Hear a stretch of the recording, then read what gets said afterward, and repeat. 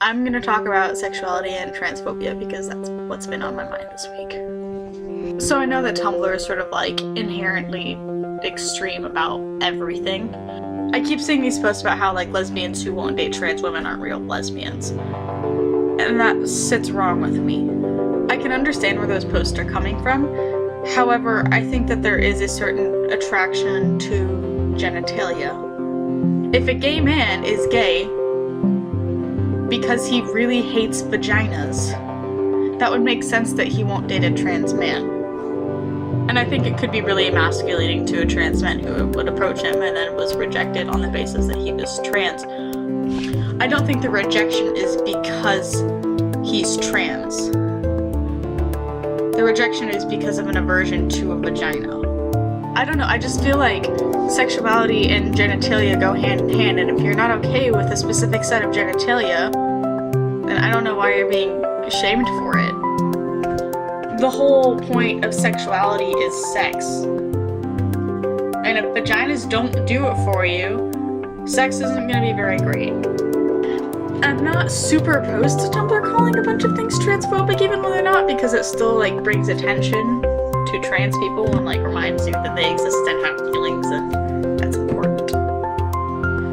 Another issue is that all of these Tumblr activists are on Tumblr. That's not where the education needs to happen. Yes, there are people on Tumblr who need to be educated.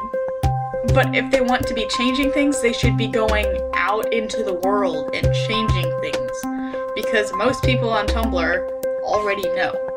That doesn't mean reject Tumblr entirely as a platform for activism. Focus your efforts on fucking educating people and not just screaming at people because they don't like dicks. I feel like Tumblr likes to complain about a lot of things that don't need to be complained about. It's also interesting to me because I see a lot of, oh, everyone's a little bit gay, sexuality is fluid, blah blah blah. So like you see straight people and you're like, oh, you have to be comfortable with, you're a little gay, it's okay, but you can get the gayest gay man, and you're gonna tell him he's a little bit straight. It's okay, he likes girls a little bit, he's a little bit straight, a little bit attracted to them. No, they don't. They understand the concept of everybody being a little bit gay, but they can't get that means everyone's a little bit straight too.